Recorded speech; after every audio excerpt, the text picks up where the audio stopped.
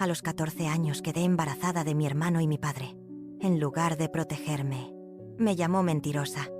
Me llamo Sofía Morales. Y esta es la verdad que escondí por casi 60 años. Es una historia que te revolverá el estómago, pero debe ser contada. Si mi voz te llega, escribe en los comentarios de dónde eres. Dale like, suscríbete y únete a esta cadena de mujeres fuertes. Hoy, a mis 73 años, estoy sentada en el porche de mi casa en Madrid. El sol de julio quema, pero aquí, con una limonada en la mano, he decidido hablar. No es fácil, no es bonito, pero es necesario. Porque sé que hay muchas chicas ahí fuera, atrapadas en su propio infierno, pensando que están solas. No lo están. Escuchen mi historia, y sabrán por qué. Nací en 1951, en San Isidro, un pueblito del sur de España, en Andalucía. Un lugar de calles empedradas, olivos cubriendo las colinas, y una iglesia antigua que parecía vigilar cada paso que dabas. En aquellos tiempos, los niños no teníamos voz, menos aún las niñas. Se esperaba que obedeciéramos, que colláramos, que agradeciéramos lo poco que nos daban. Mi familia vivía en una casa sencilla, de adobe, con 3 habitaciones pequeñas, un crucifijo en cada pared, y un olor a leña que nunca se iba. Éramos 4: mi padre, Juan Morales, mi madre, María, mi hermano, Antonio, 5 años mayor que yo, y yo, Sofía, la niña que nadie quería, la que nació cuando esperaban otro varón. Mi padre era un hombre de otra época, un hombre duro, de manos callosas. Trabajaba en un horno de cerámica en el pueblo, siempre oliendo a vino y tabaco. Creía que las mujeres estaban para servir, que los hombres no lloran, que un hijo varón valía por 10 hijas. Cuando estaba de buen humor, simplemente me ignoraba, como si no existiera. Cuando estaba de mal humor, bueno, era mejor desaparecer, esconderme en un rincón hasta que pasara la tormenta. Mi madre, María, era una santa, pobrecita, pequeña, con el pelo siempre recogido en un moño apretado, manos ásperas de tanto lavar ropa ajena para ganar unos céntimos. Intentaba protegerme, lo intentaba con todo su corazón, pero contra mi padre no había mucho que pudiera hacer. Carlota, pequeña, me susurraba cuando él empezaba a gritar. Ya pasará, pero nunca pasaba del todo. Y luego estaba Antonio, mi hermano mayor. Alto desde pequeño, con pelo oscuro y unos ojos verdes que no sé de dónde sacó, porque todos en la familia teníamos ojos marrones. Los vecinos siempre decían que era demasiado guapo, que rompería muchos corazones cuando creciera. No sabían que el primer corazón que destrozaría sería el mío, su propia hermana. Recuerdo como si fuera ayer la primera vez que supe que algo estaba muy mal en mi familia. Tendría unos 7 años, jugando a las casitas en el patio trasero, entre los geranios que mi madre cuidaba con tanto esmero. Escuché a mi padre gritarle a mi madre en la cocina. No era nada nuevo, siempre gritaba. Pero esta vez fue diferente, más cruel. María, deja de mimar a esa niña, que aprenda que en esta casa mando yo. Y Antonio, mi hermano, el orgullo de mi padre, el hijo perfecto. Desde pequeño, jugaba al fútbol como él, bebía como él cuando creció, maldecía como él. Eran uña y carne, padre e hijo, compañeros en todo, inseparables. Yo, en cambio, era la carga, la niña que nació por error. Esta fue un error, decía mi padre a sus amigos en el bar, señalándome con el dedo. ¿Pero qué se le va a hacer? Dios quiso así. En casa, Antonio y yo compartíamos una habitación pequeña, con 2 camas separadas por una cortina vieja. Cuando era muy pequeña, nos llevábamos bien. Me enseñó a trepar árboles, a pescar en el arroyo que corría detrás de la casa, a silbar con los dedos. Pero conforme crecí, las cosas cambiaron. Despacio, casi sin darme cuenta. Empezó con una mano que se deslizaba donde no debía, con una mirada extraña que me hacía sentir incómoda. Yo no entendía, era solo una niña, Pensaba que era normal que un hermano quisiera abrazar a su hermana de esa manera tan apretada, tan invasiva, que quisiera dormir en mi cama, aunque tenía la suya a 1 metro de distancia. A veces, mi madre entraba de noche y lo veía en mi cama. «Antonio, a tu cama», pequeño le decía, con voz cansada. Pero él siempre tenía una excusa: que tenía miedo a los truenos, que tenía frío, que extrañaba cuando éramos pequeños. Mi padre, en cambio, lo veía como algo maravilloso, como una prueba de amor fraternal. «Miren cómo se quieren estos dos. Eso es una familia unida», decía, dándole palmadas en la espalda a Antonio. Orgulloso. Para él, Antonio era perfecto, el hijo soñado. Yo, en cambio, era la decepción, la niña que no debía haber nacido. La primera vez que noté algo realmente extraño fue un domingo de Pascua. Tendría unos 9 años.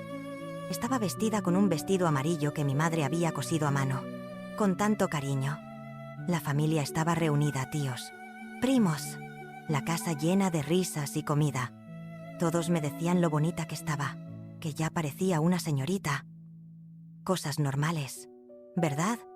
Cosas de familia, de afecto. Pero a Antonio no le gustó. Lo vi en sus ojos. Esa rabia repentina, como un relámpago. Apretó su vaso de refresco hasta que los nudillos se le pusieron blancos. Cuando todos fueron al patio para la barbacoa, me llevó a un lado, detrás de la casa. «Te crees muy bonita». Buscando atención. Yo estaba confundida. No entendía. Atención de quien solo estaba comiendo mi pastel. Pero él siguió, con una voz baja, casi un gruñido. «Eres mía. ¿Me oyes, mía? No quiero verte coqueteando con nadie». Mía. ¿Qué quería decir con eso? Los hermanos no poseen a sus hermanas. Pero ese día, en ese preciso momento, algo cambió.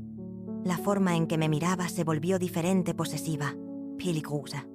Y yo, sin entender del todo qué pasaba, sentí miedo. Un miedo frío que me subió por la espalda y me revolvió el estómago. Intenté hablar con mi madre, desesperada por entender. «Mamá, Antonio está raro conmigo». Ella estaba lavando platos, las manos llenas de espuma, la cara siempre cansada, marcada por años de soportar. Se detuvo un segundo, me miró y lo vi. Vi que lo sabía, vi que entendía, pero también vi el miedo en sus ojos, el mismo miedo que yo sentía. «Es cosa de tu cabeza, pequeña. Tu hermano te quiere, solo quiere protegerte». Y volvió a fregar los platos con demasiada fuerza, como si pudiera fregar también la verdad que ambas conocíamos, pero no podíamos decir en voz alta. Ese fue el momento en que entendí algo terrible. Estaba sola. Mi padre, ciego por su adoración a Antonio. Mi madre, demasiado asustada para hacer nada. Y ahí estaba yo, atrapada en el medio, una niña de 9 años, enfrentando a un monstruo que dormía en la cama de al lado. Las cosas empeoraron con los años. Antonio empezó a entrar al baño cuando me duchaba. «Olvidé mi toalla», decía, con esa sonrisa torcida, pero se quedaba ahí, mirándome, sin moverse. Yo me encogía en una esquina, intentando cubrirme con las manos, pero no se iba. «¿Qué pasa? Soy tu hermano. No tienes que avergonzarte conmigo».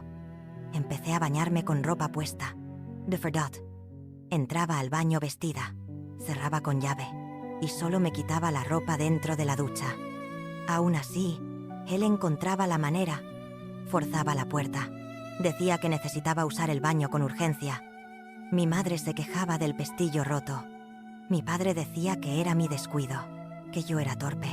Las noches eran mucho peores. Esperaba a que todos durmieran y venía a mi cuarto. Al principio, solo se sentaba en el borde de la cama, pasando su mano por mi pelo. «Eres hermosa, ¿sabes? La más hermosa de la familia». Yo fingía dormir. Cerraba los ojos con fuerza. Rezaba a la Virgen para que se fuera. A veces funcionaba, a veces no. Cuando cumplí 11 años, todo se salió de control. Fue en mi cumpleaños, de Heijo. Mi madre había hecho un pastel sencillo, pan de maíz con mermelada de fresa. Lo único que podíamos permitirnos, solo nosotros 4, cantando el cumpleaños feliz, sin amigos, sin fiesta. Mi padre me dio una muñeca vieja que encontró en alguna parte. «Ya estás grande para estas tonterías», dijo. «Pero toma». Antonio me dio un collar, uno barato, de plástico, de esos que venden en las tiendas de todo a 1 céntimo, pero hizo un gran espectáculo, como si fuera un tesoro. «Para mi hermanita hermosa», dijo, y me abrazó delante de todos. Un abrazo que duró demasiado, que apretó demasiado. Sentí su mano deslizarse por mi espalda, deteniéndose donde no debía. Miré a mi madre, desesperada, buscando ayuda. Ella apartó la mirada. Como siempre, esa noche, vino a mi cuarto, pero esta vez fue diferente. Esta vez no solo miró. «Ya eres una señorita», susurró en mi oído, su aliento oliendo a vino. «Es hora de que aprendas algunas cosas». Temblaba tanto que la cama se movía. Intenté gritar, pero él tapó mi boca con fuerza. «Silencio. Si gritas, le diré a papá que has estado coqueteando con Miguel, el chico del colmado. ¿Sabes lo que te hará?» Lo sabía. Claro que lo sabía. Había visto a mi padre golpear a mi madre por mucho menos. Una vez, ella sonrió al repartidor de gas y estuvo una semana con moretones. Imagínate lo que me haría si pensara que me ofrecía a los chicos del pueblo. Así que me callé. Mordí la almohada y me callé, mientras mi hermano hacía cosas que aún hoy me cuesta poner en palabras. Dolió tanto que pensé que moriría, pero el dolor físico no era nada comparado con el dolor en el alma. Saber que esto estaba pasando y que nadie me ayudaría. Al día siguiente, apenas podía caminar. Mi madre lo notó, por supuesto. «¿Qué te pasa, Sofía? ¿Por qué cojeas?» Mentí. Dije que me había caído. Ella no preguntó más, pero cuando Antonio no miraba, me puso un poco de alcohol en las heridas. Sus manos temblaban, lágrimas silenciosas corrían por su cara, pero no dijo nada. Nunca lo hacía. A partir de esa noche, se volvió una rutina. 2, 3 veces por semana, a veces más. Él esperaba a que todos durmieran y venía. Aprendí a desconectarme, a dejar mi cuerpo atrás. Es increíble cómo la mente puede escapar cuando lo necesita. Imaginaba que volaba, que era un pájaro libre en el cielo, que estaba en cualquier lugar menos ahí, en esa cama. Con ese peso encima, mi padre seguía pensando que Antonio era el mejor hombre del mundo. Los dos salían al bar juntos. Volvían borrachos, cantando a gritos. «Este es mi hijo», bramaba mi padre para que todo el pueblo lo oyera. Un hombre de verdad, no como esa aburrida de Sofía. Yo me marchitaba visiblemente. Dejé de comer bien. Dejé de hablar en la escuela. Los maestros preguntaban si todo estaba bien en casa. Yo asentía, con la cabeza baja. Sí. ¿Qué iba a decir? ¿Quién me creería? Antonio era el favorito de todos en San Isidro. Guapo, educado, servicial. Ayudaba a las ancianas con sus compras. Jugaba al fútbol con los niños del barrio. El hijo perfecto, el orgullo del pueblo. Nadie imaginaba el monstruo que era cuando las puertas de casa se cerraban. Hubo un día en que casi conté todo. Fue a doña Clara, la vecina. Era diferente a las demás sin marido. Vivía sola. Trabajaba fuera de casa. Las otras mujeres hablaban de ella a sus espaldas. Decían que era rara, que no era respetable. Pero siempre fue amable conmigo. «Sofía, pequeña, no estás bien», me dijo un día, encontrándome llorando detrás de la iglesia, escondida entre las sombras. «¿Qué pasa?» Abrí la boca para hablar. Las palabras estaban ahí, en la punta de la lengua. «Mi hermano». Y él. «Jesús». Pero entonces recordé a mi padre, lo que era capaz de hacer, no solo a mí, sino a mi madre, a cualquiera que se metiera, y me callé. «No es nada, doña Clara. Solo estoy triste porque peleé con una amiga». No me creyó. Lo vi en sus ojos, pero no insistió. Años después, cuando todo había pasado, me buscó. Lo sabía, Sofía. Lo sabía y no hice nada. Perdóname. La perdoné, claro. ¿Qué podía haber hecho en aquellos días? Nadie hablaba de estas cosas. Era un secreto de familia, un tema prohibido, una vergüenza que se llevaba en silencio. Si estás escuchando esto, por favor, dime en los comentarios de dónde eres. Quiero saber si mi historia está llegando lejos, si hay mujeres en Sevilla, en Barcelona, o México, en Argentina, que me están oyendo. Y si puedes, dale like al vídeo, suscríbete al canal. Cada gesto tuyo me da fuerza para seguir hablando de lo que muchos prefieren barrer bajo la alfombra. Cuando cumplí 13 años, mi cuerpo empezó a cambiar. Los pechos creciendo, las caderas ensanchándose, la menstruación que llegó y me asustó porque nadie me había explicado nada. Mi madre me dio unos trapos viejos y dijo: «Ahora eres una señorita, ten cuidado». ¿Cuidado de qué? Ya tomaba todas las precauciones del mundo y no servía de nada. Antonio se puso peor con los cambios en mi cuerpo. Era como si me hubiera convertido en un trofeo aún más valioso. Las visitas nocturnas aumentaron. A veces ni esperaba a que todos durmieran. Me arrinconaba en el baño, en la despensa, en cualquier rincón oscuro de la casa. «Estás cada vez más guapa», decía, con esa voz que me hacía estremecer. «Pronto los chicos empezarán a rondarte. Pero eres mía. Recuerda, mía». Era un objeto, una cosa, su propiedad privada, sellada y registrada. Y lo peor es que todos parecían estar de acuerdo con eso. Mi padre siempre decía: «Antonio elegirá con quién te casas. Él conoce a los chicos del pueblo. ¿Sabe quién es decente?». No sabía que el único hombre que me había tocado era su propio hijo. Un día, mientras limpiaba la iglesia con mi madre, encontré algo que me heló la sangre. Debajo de un banco, escondida en una grieta, había una carta. Era de Elena, una chica del pueblo que se había ido años atrás, de la que todos hablaban en susurros.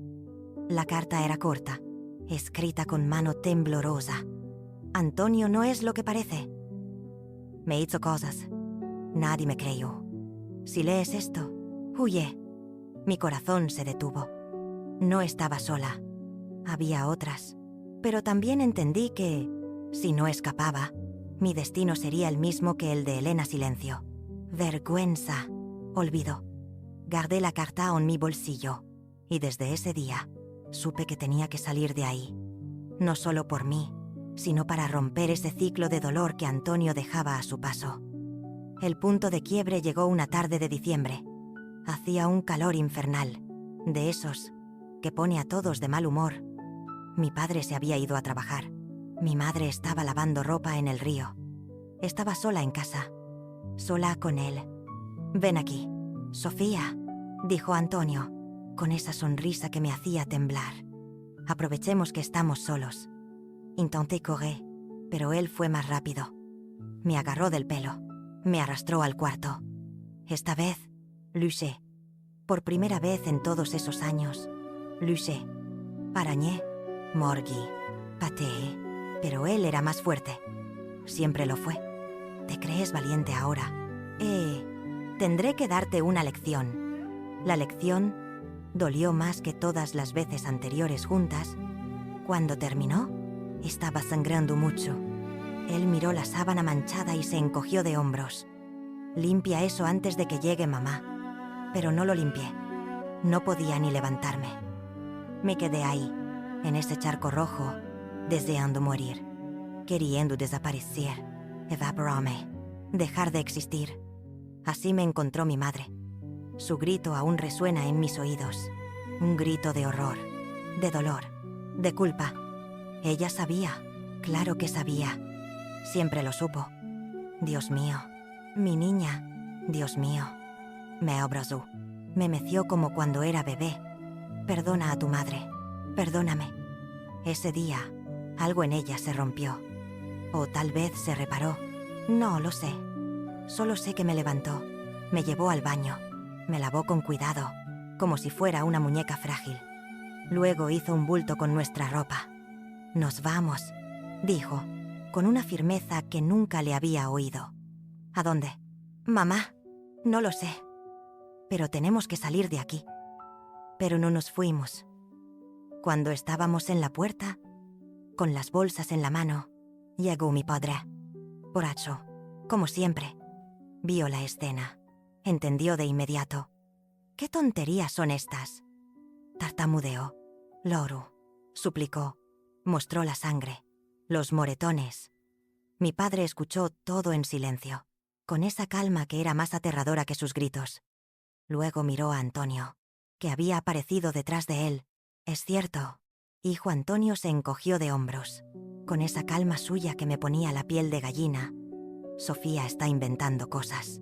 Papá, ya sabes cómo son las mujeres. Debe estar celosa porque tengo novia.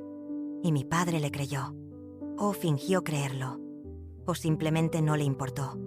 Abofeteó a mi madre tan fuerte que cayó al suelo. ¿Para de protegerla? ¿Quieres irte? Vete. Pero la niña se queda. Alguien tiene que cocinar y limpiar en esta casa. Mi madre me miró. Vi el momento exacto en que se rindió. Rindió conmigo, consigo misma, con la vida. Dejó la bolsa en el suelo y se fue al dormitorio, arrastrando los pies. Nunca más hablamos de ese día. La vida siguió. Las visitas nocturnas continuaron. Mi cuerpo seguía siendo invadido. Mi alma seguía muriendo, pedazo a pedazo. Pero algo había cambiado. Ya no era esa niña asustada que mordía la almohada para no gritar. Ahora era una sobreviviente. Y las sobrevivientes hacen lo que sea necesario para seguir vivas, aunque por dentro estén muertas desde hace tiempo. Así funciona en una casa donde el monstruo tiene la protección del rey, donde la reina es demasiado débil para proteger a la princesa, donde los gritos se ahogan y las lágrimas son invisibles. Si mi historia te está tocando, por favor, escribe en los comentarios. Dime de dónde eres. Si estás en Málaga, en Valencia, en Colombia, en Chile. Quiero saber que no estoy sola, que mi voz llega a alguien. Y si puedes, dale like, suscríbete. Cada pequeño gesto es un paso más para que historias como la mía dejen de ser un secreto. El año 1965 empezó diferente. Me desperté el primer día de enero con el estómago revuelto. No era resaca de Año Nuevo. En casa no celebrábamos nada. Era náusea. De esas que llegan de la nada y te hacen correr al baño. Pensé que era algo que comí. No sabía que esa náusea cambiaría el curso de mi vida para siempre. Enero pasó volando. Las náuseas continuaban. Sobre todo por las mañanas. Mi madre lo notó, con esa mirada que tienen las madres. Aunque pretendan no ver, estás comiendo comida podrida. Niña, negué con la cabeza. Comida podrida no teníamos. Apenas teníamos comida buena. Fue un martes de febrero cuando caí en cuenta. Mi menstruación estaba atrasada. Muy atrasada. No le prestaba mucha atención a esas cosas. Nunca fui irregular. Pero cuando junté el atraso con las náuseas, con los pechos doloridos, con ese antojo extraño de comer aceitunas con pan duro... Dios mío, no. No podía ser, pero lo era. Recuerdo la desesperación que sentí, sentada en el suelo del baño, contando con los dedos cuántos meses habían pasado desde mi última regla. Diciembre no llegó. Enero tampoco. Febrero estaba a medio camino. En nada. 3 meses. 3 meses llevando eso dentro de mí. El pánico fue tan grande que vomité ahí mismo. Esta vez no fue por el embarazo. Fue puro terror. 14 años. Tenía 14 años y estaba embarazada de mi propio hermano. ¿Cómo iba a contar esto? A quien mi madre ya sabía del abuso y no había hecho nada. Mi padre diría que era mi culpa, que yo seduje a Antonio. ¿Y él qué haría cuando lo supiera? Decidí esconderlo. No había otra salida. Empecé a usar la ropa más holgada que encontraba: camisas de mi padre, vestidos sueltos de mi madre. Me ponía trapos alrededor del vientre. Los apretaba tanto que dolía. Cualquier cosa para disimular el volumen que empezaba a notarse. Pero el cuerpo de una niña embarazada no se puede ocultar por mucho tiempo. Fue mi madre quien lo notó primero, por supuesto. Una mañana de marzo, entró al cuarto mientras me cambiaba. Vio el vientre ya prominente, los pechos hinchados, las estrías empezando a aparecer. Su cara perdió todo color. Sofía, mi niña, ¿estás? Empecé a llorar. Fut la primera vez en mes que lloré de verdad. No ese llanto silencioso que había aprendido a hacer para no molestar a nadie. Lloré tanto que apenas podía respirar. Mamá, no quería esto. Te juro que no quería. Él siempre me abrazó fuerte, como no lo había hecho en años. Lloramos juntas. Ahí, en el suelo frío del cuarto. Dos mujeres destrozadas por la misma desgracia. Tenemos que decírselo a tu padre, dijo finalmente, con la voz quebrada. La sangre se me heló en las venas. No, mamá, por Dios, me motorá. ¿Y qué quieres que haga? Sofía pronto no se podrá ocultar más. Tenía razón. A los 4 meses ya era difícil disimular. A los 5 sería imposible. Pero el miedo era más grande que la razón. Esperemos un poco más. Solo un poco. Ella aceptó. Pobrecita. También estaba aterrada de mi padre. Empezó a cuidarme en secreto. Guardaba comida extra. Preparaba infusiones que aliviaban las náuseas. Ponía aceite en mi vientre para evitar tantas demasiadas estrías. Antonio seguía viniendo a mi cuarto. Es surrealista decir esto, pero no notaba nada. Nosotros los hombres podemos ser tan ciegos. Cuando queremos, hacía lo que hacía y se iba, sin darse cuenta de que mi cuerpo estaba cambiando, de que gemía no de placer. Nunca fue placer, sino de dolor, porque todo dolía más con el bebé creciendo dentro de mí. Abril llegó, y con él mi desesperación aumentó. El vientre ya era imposible de ocultar completamente.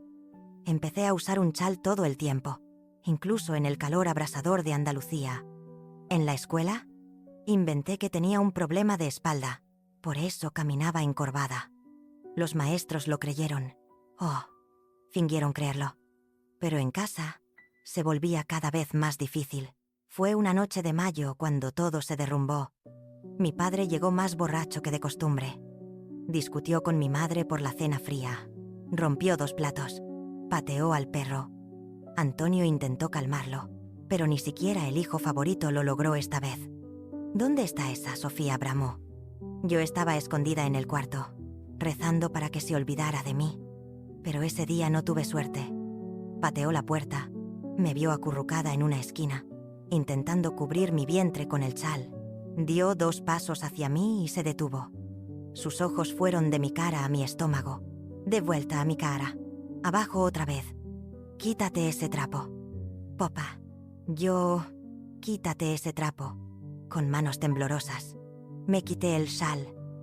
Me quedé ahí. El vientre de 5 meses claramente visible bajo el vestido fino. El silencio fue peor que cualquier grito. Se puso rojo, morado, los ojos saliéndose de las órbitas. Cuando al fin habló, su voz salió baja, peligrosa. ¿De quién es? Abrí la boca, pero no salió ningún sonido. ¿De quién es? ¿Cómo iba a responder eso Juan? Cálmate, intentó mi madre, con voz temblorosa. La abofeteó sin siquiera mirarla. Cállate, volvió su atención a mí. Lo sabía. Siempre supe que no valías nada. ¿Quién fue? El chico del colmado. El ayudante del carnicero. ¿Cuántos fueron? Las palabras me cortaron más hondo que un cuchillo. A los 14 años, embarazada de mi hermano, y eso era lo que mi padre veía en mí. En ese momento, Antonio entró al cuarto. Vio la escena. Entendió de inmediato. Pero en lugar de miedo o culpa, lo que vi en su cara fue rabia.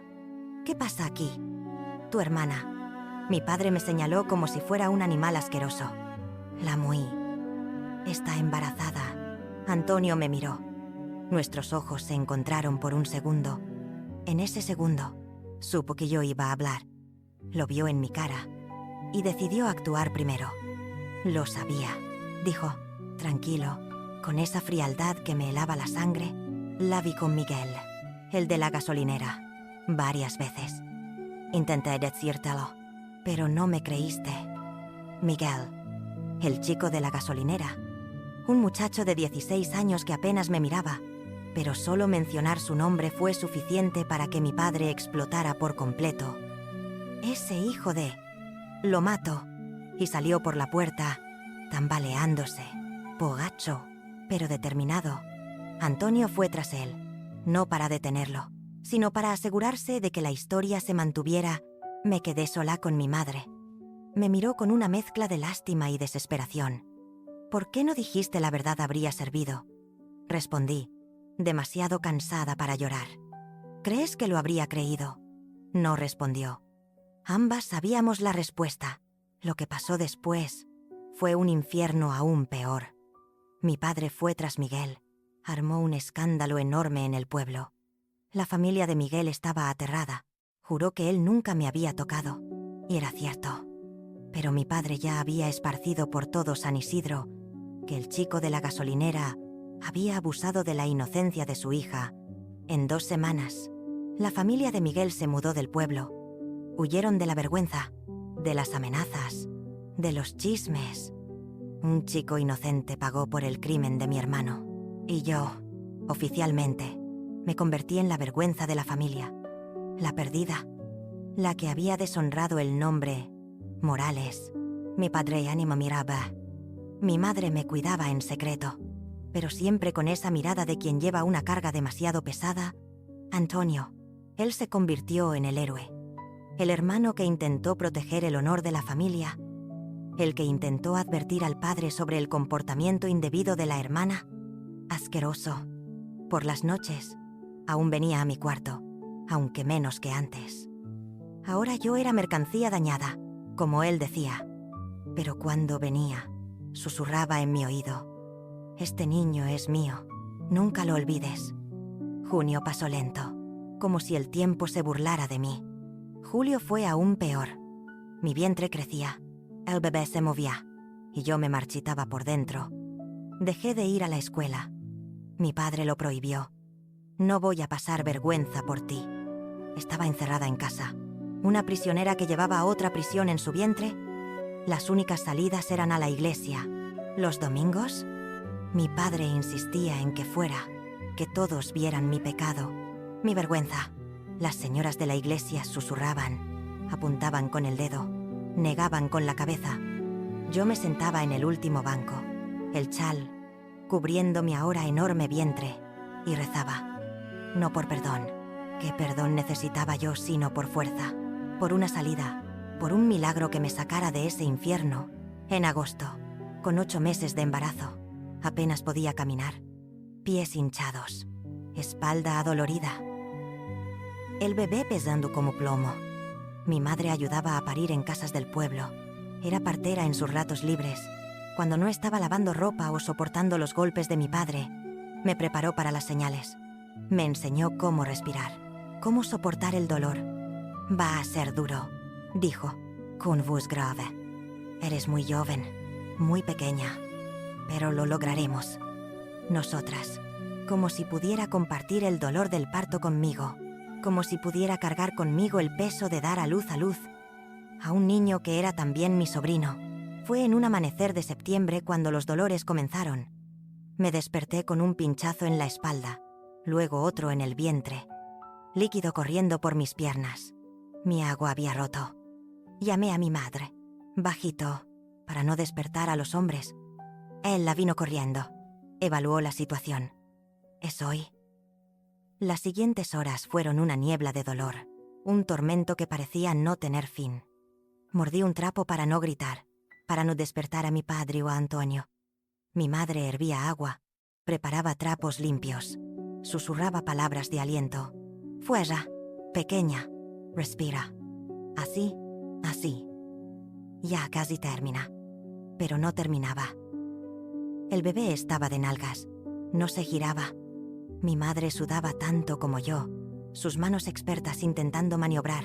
«Santa María, ayuda a mi hija», rezaba entre procedimiento y procedimiento. Fueron 16 horas de parto, 16 horas que parecieron 16 años. Cuando el bebé al fin decidió nacer, ya no tenía fuerzas para empujar. «Una vez más, Sofía, solo una más», insistía mi madre. Y fue en una última ola de dolor que nació. Un niño, pequeño, pero perfecto. Pelo oscuro, piel clara. Sus ojos, cuando los abrió, eran verdes. Verdes como los de Antonio. Mi madre cortó el cordón, limpió al bebé, lo envolvió en una sábana limpia. Cuando lo puso en mi pecho, sentí algo que no esperaba. Amor, puro, devastador, incondicional. Esa pequeña criatura no tenía la culpa de nada. Era inocente, puro, merecía toda la protección del mundo. ¿Cómo lo vas a llamar?, preguntó mi madre, con voz suave. Antes de que pudiera responder, la puerta se abrió. Mi padre entró, con Antonio detrás de él. Vieron al bebé, me vieron a mí, agotada y sangrando en la cama. «Es un niño», afirmó mi padre, con una voz seca. Una sombra de algo, orgullo, pasó por su cara, pero desapareció rápido. «No importa. Un hijo es un hijo». Antonio se acercó más. Miró al bebé, vio los ojos verdes, la mandíbula que ya mostraba signos de ser cuadrada, como la suya. Sonrió. «El pequeño es guapo», dijo, con un tono que me heló la sangre. Y, por un momento, un breve momento, vi en sus ojos algo como remordimiento. No, no era remordimiento. Era posesividad. Orgullo retorcido. Ese bebé era la prueba viviente de su poder sobre mí. «Se llamará Carlos», decidió mi padre, sin preguntarme. «Carlos, un nombre de hombre, apropiado. Tal vez no salga como su madre. Carlos Morales». Mi hijo tenía un nombre ahora, sin padre en el registro, porque oficialmente nadie sabía quién era. Miguel se había ido hace meses, así que no podían poner su nombre. Era solo el mío. En los días que siguieron, la casa estaba extraña. Mi padre fingía que el bebé no existía. Mi madre nos cuidaba a ambos lo mejor que podía, con manos temblorosas. Y Antonio, y los echaba. Observaba al bebé mamar, cambiar pañales, dormir. A veces intentaba cargarlo, pero no lo dejaba. Todo mi cuerpo se tensaba cuando se acercaba. «Es mi hijo también», dijo una vez, bajito, cuando estábamos solos. «No», respondí, con toda la firmeza que pude reunir. «Es mío, solo mío», pero sabía que no era cierto. En esa casa, en esa familia, nada era solo mío. Ni mi cuerpo, ni mi hijo, ni mi vida. La leche tardó en bajar. Carlos lloraba de hambre. Yo lloraba de desesperación. Mi madre hacía infusiones, masajes, pero parecía que mi cuerpo se negaba a alimentar a ese niño que venía de tanto sufrimiento. Fue doña Clara, la vecina, quien salvó la situación. Apareció con una lata de leche en polvo. Dijo que era sobrante de sus nietos. Una mentira, por supuesto. La había comprado. Se lo presentó de una manera que mi padre no pudo rechazar sin parecer peor de lo que ya era. «Acepta, Juan. Es para el niño. Él no tiene la culpa de nada». Y así, Carlos sobrevivió sus primeros meses. Leche donada por la vecina. Ropa que aparecía misteriosamente en la casa. Una manta aquí, un chupete allá. El pueblo sabía. Todos sabían. Y algunos, pocos, intentaban ayudar como podían. Pero la situación en casa solo empeoraba. Mi padre bebía más. Golpeaba más. Mi madre se marchitaba más cada día, como una flor sin agua. Y Antonio empezó a hacer planes. «Cuando el pequeño crezca, será como yo», decía, con una sonrisa que me daba escalofríos. «Le enseñaré todo. Será mi compañero, mi sangre». El terror que sentí al escuchar eso fue peor que toda la violencia que había sufrido. Mi hijo. Quería convertir a mi hijo en un monstruo como él.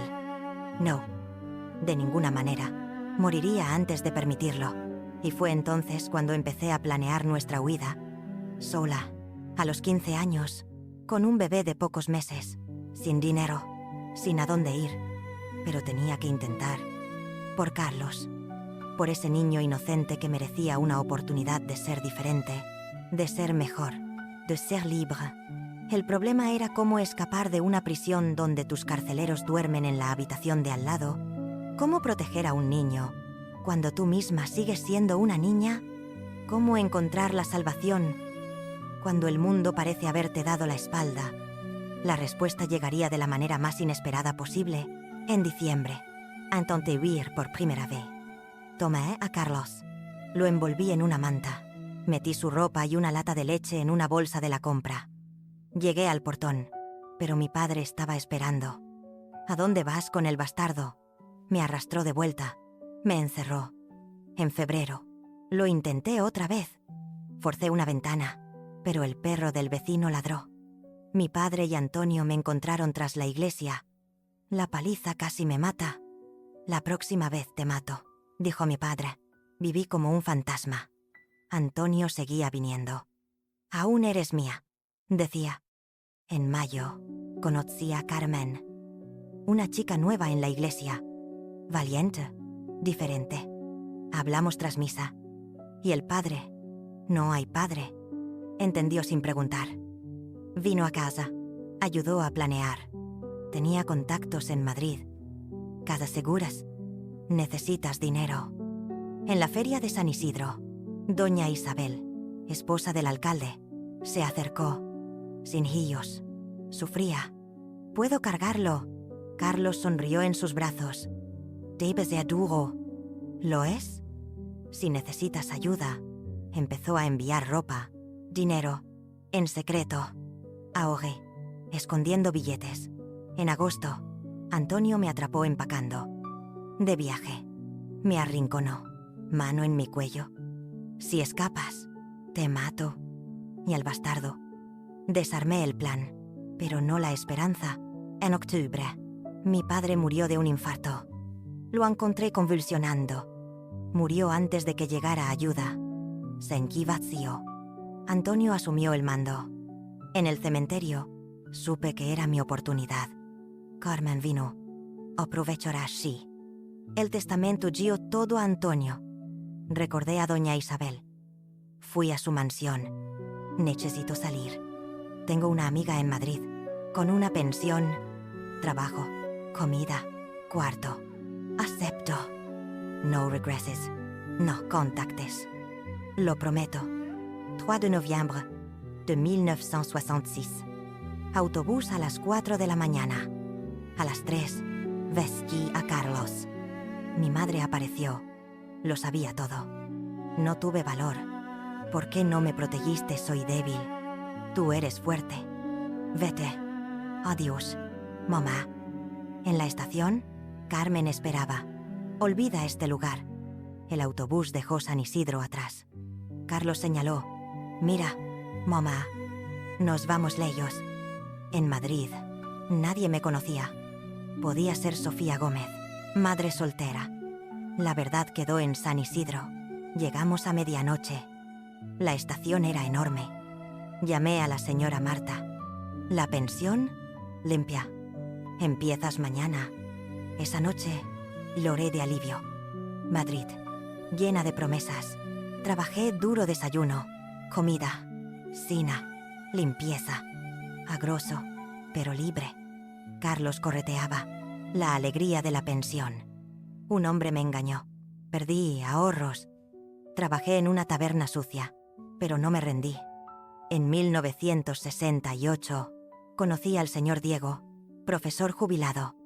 Traía regalos a Carlos. Tú, como mi hija. Cuando Carlos se curó una herida, vi un abuelo. Sofía. Vive en mi casa en Lavapiés. Cuida. ¿Paga? En 1969, nos mudamos. Casa espaciosa. Carlos tenía cuarto. Diego fue abuelo.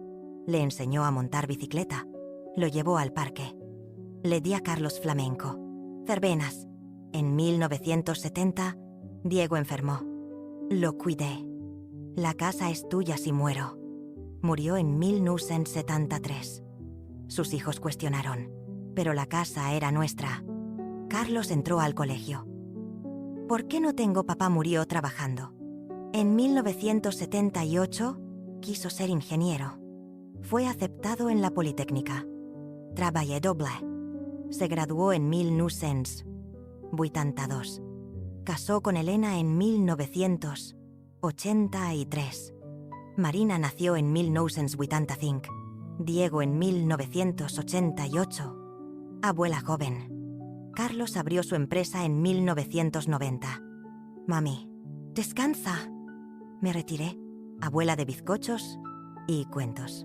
En 1991, vi un reportaje de San Isidro. Seguí a Antonio ahí y apagué. Soñé con San Isidro ardiendo, cenizas al viento. Hoy, grabo para historias de abuelas. ¿Por qué? Ahora, porque el tiempo se acaba. Porque otras necesitan saberlo. Hay Sofías atrapadas, pero hay salida. Carlos no sabrá la verdad. Me hace feliz. Sus ojos verdes me enseñaron que el mal no se hereda. El amor transforma maldiciones en bendiciones. Suscríbete. Deja un like. Dime de dónde eres. Fui Sofía Morales. Hoy soy Sofía Gómez. Madre. Abuela. Sobreviviente. Elegí la vida. El amor. Amor mío. Lo haría todo igual. Hasta nunca. San Isidro. Por siempre. Nueva vida.